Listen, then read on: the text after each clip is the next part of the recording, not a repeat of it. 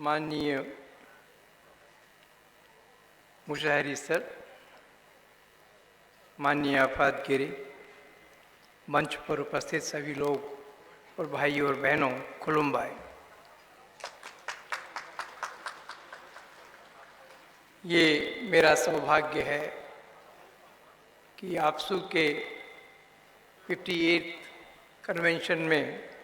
उपस्थित होने का मुझे मौका मिल रहा है। इतिहास देखने पर याद आता है कि आज से करीब 100 साल पहले गुरुदेव कालीचरण ब्रह्म ने जो बोडो जाति के रेनेसां का, बोडो जाति के पुनर्जागरण का काम शुरू किया था, उसके 100 साल पूरे हो, करीब 105-102 साल पूरा होने पर आज अगर हम बोडो जाति की स्थिति को देखते हैं तो पाते हैं कि बोडो साहित्य सभा और आपसू, इन दो संगठनों ने बोडो जाति के सम्मान के लिए, बोडो जाति की प्रगति के लिए, बोडो जाति के भविष्य को निर्धारित करने के लिए जो एक अटूट परंपरा रखी, कंटिन्यूटी में जो इन संगठनों ने पिछले 70-80 साल से काम किया, उसका फल, रिजल्ट हमको आज देखने को मिल रहा है। करीब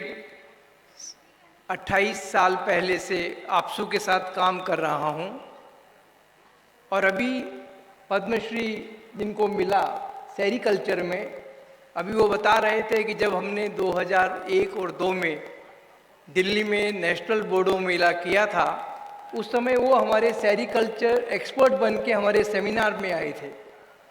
और रंजीत मुशाहरी सर बेशक उस समय डीजी थे एनएसजी के, उसके बाद भी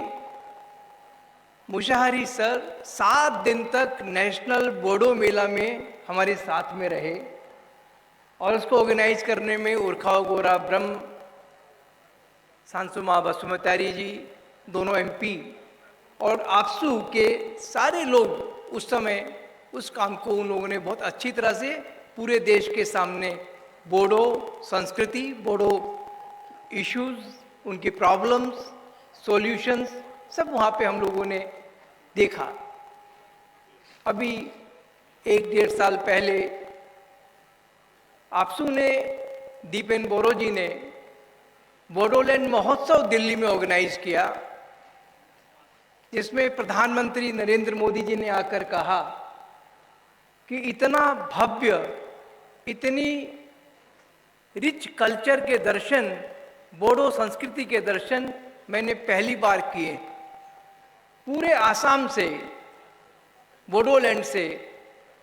करीब 7,000 लोग दिल्ली में आए। 4 दिन तक उन लोगों ने कितना कष्ट सहन किया होगा और पूरे देश को बोडो समाज की संस्कृति और उसकी महानता के दर्शन कराएं। मैं हमेशा कहता हूं कि गुरुदेव कालीचरण ब्रह्म, बोधफा, इन 2 महापुरुषों ने, एक ने 100 साल पहले, एक ने 50 साल पहले जो बोडो जाति को रास्ता दिखाया है, उसको अगर बोडो जाति ने छोड़ दिया तो बहुत मुश्किल है भविष्य में सांस्कृतिक समृद्धि को बचाने की कोशिश। और अगर बोडो जाति को दुनिया में सम्मान के साथ जीना है जैसा गुरुदेव या बोधपा चाहते थे, तो बोडो साहित्य सभा और आपसू, इन 2 संस्थाओं को कभी कमजोर मत होने दीजिए। अगर आपसू और बोडो साहित्य सभा कमजोर हो गई तो याद रखिए कि और कोई संगठन, उसके पास वो ट्रेडिशन नहीं होगी, उसके पास इतिहास नहीं होगा और बोडो जाति की जो समस्याएं हैं, जो आने वाली चुनौतियां हैं, उनको लड़ने वाला कोई नहीं होगा। ये राजनीति करने वाले लोग राजनीति करते रहें, चुनाव लड़ते रहें, पावर में आते रहें, चीफ मिनिस्टर मिनिस्टर बनते रहे, मगर आपसू को और बोडो साहित्य सभा को जब भी कोई नेता कमजोर करने की कोशिश करेगा तो वो बोडो जाति के साथ विश्वासघात करेगा। इसलिए संभलना है, जरूरी है कि राजनीति वाले राजनीति करो, हमें कोई उससे मतलब नहीं है, मगर अभी भी बोडो भाषा का शिक्षा माध्यम का स्कूल हो, चाहे बोडो अध्यापकों की दिक्कत हो, बोडो छात्रों के अलग अलग इश्यूज हो, चाहे बोडो क्षेत्र में शांति की बात हो, जो आपसू काम कर रहा है उसमें राजनीति नहीं है, उसमें केवल बोडो जाति का। इसलिए मैं कहता हूं कि हम किसी पॉलिटिकल पार्टी के, मैं कम से कम पिछले 28 साल में किसी बोडो नेता के पॉलिटिकल पार्टी के फंक्शन में नहीं गया, मगर बोडो साहित्य सभा और निखिल बोडो छात्र संघ का जो भी कार्यक्रम दिल्ली में होता है उसको हम पूरा साथ देते हैं।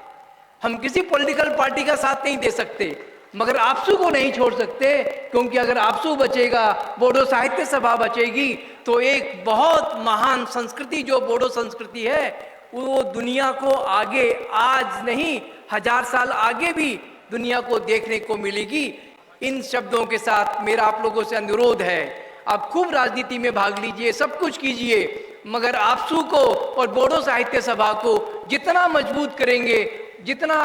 उसको सपोर्ट करेंगे, उतना बोडो जाति का भविष्य सुरक्षित होगा। ओम शांति।